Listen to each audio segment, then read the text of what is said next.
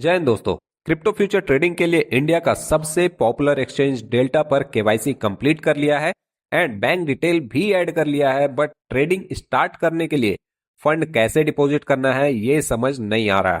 Because जब हम यहाँ फंड डिपॉजिट करने के लिए वॉलेट के सेक्शन में जाते हैं एंड ऐड फंड पर क्लिक करते हैं तो हमें यहाँ पर कुछ डूज एंड डोंट्स दिखते हैं कि हमें फंड डिपॉजिट करते टाइम क्या करना है और क्या नहीं करना है। बट बहुत से लोग इसे इग्नोर करके डिपॉजिट प्रोसेस कर देते हैं और बाद में परेशान होते हैं। बिकॉज यहां आप देख सकते हैं कि साफ साफ लिखा हुआ है कि फंड डिपॉजिट करने के लिए आपको यूपीआई एप्लीकेशन का यूज नहीं करना है। मींस गूगल पे, फोन पे एंड पेटीएम का यूज आप नहीं कर सकते।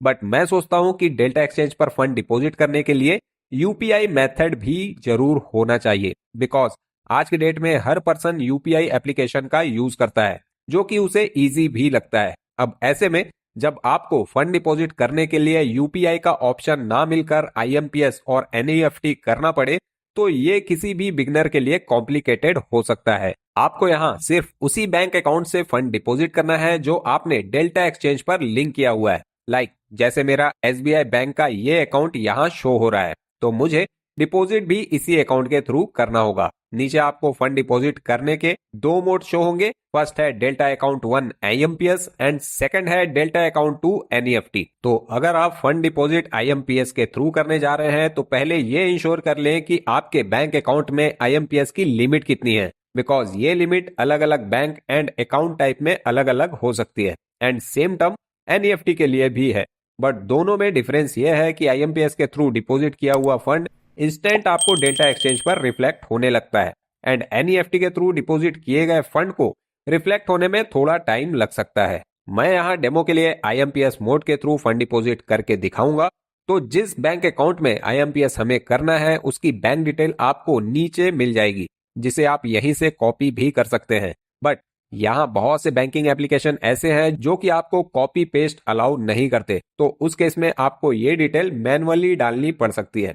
इस अकाउंट में फंड डिपॉजिट करने के लिए मैं एसबीआई योनो एप्लीकेशन का यूज करने वाला हूं, जिसके लिए योनो ऐप को ओपन कर लूंगा। आप चाहें तो एसबीआई नेट बैंकिंग का भी यूज कर सकते हैं या आपने जिस भी बैंक को डेल्टा एक्सचेंज के साथ ऐड करके रखा है उसके मोबाइल एप्लीकेशन या नेट बैंकिंग के थ्रू ये प्रोसेस कर सकते हैं। इस पेज पर आने के बाद मैं योनो पे पर क्लिक कर दूंगा। देन नेक्स्ट पेज पर क्विक ट्रांसफर का ऑप्शन मिलेगा जिसे IMPS, instant transfer and one time transfer के नाम से भी जाना जाता है। इस पर क्लिक कर लूंगा जिसकी लिमिट अप टू 50,000 तक की है।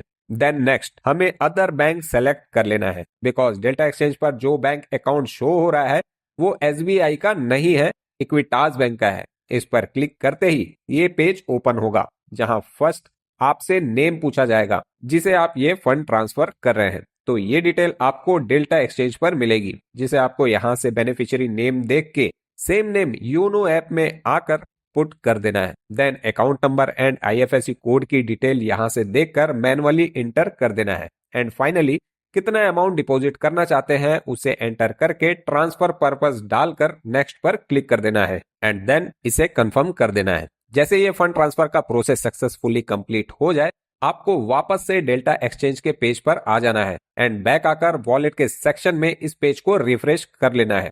थोड़ी देर में आपका फंड आपके डेल्टा एक्सचेंज के वॉलेट में क्रेडिट हो जाएगा जिसे आप यहां से देख सकते हैं एंड अब आप इस फंड का यूज डेल्टा एक्सचेंज पर ट्रेडिंग के लिए कर सकते हैं जहां पर आपको ट्रेडिंग के लिए 200x तक का लिवरेज मिलता है। मींस 1000 डालकर आप 2 लाख रुपए तक का ट्रेड ले सकते हैं। तो फटाफट डेल्टा एक्सचेंज पर अपना अकाउंट ओपन करो जिसका लिंक आपको डिस्क्रिप्शन बॉक्स में मिल जाएगा। आई होप कि इस वीडियो को देखने के बाद डेल्टा एक्सचेंज पर डिपॉजिट से रिलेटेड कोई गलती अब से आप लोग नहीं करेंगे एंड सभी स्टेप्स को प्रॉपरली फॉलो करेंगे। बट फिर भी कहीं कोई इशू आए तो कमेंट बॉक्स जिंदाबाद और वीडियो हेल्पफुल लगी हो तो एक लाइक एंड सब्सक्राइब भी। मिलते हैं अगले वीडियो में एक नए टॉपिक के साथ। तब तक के लिए जय हिंद, जय भारत।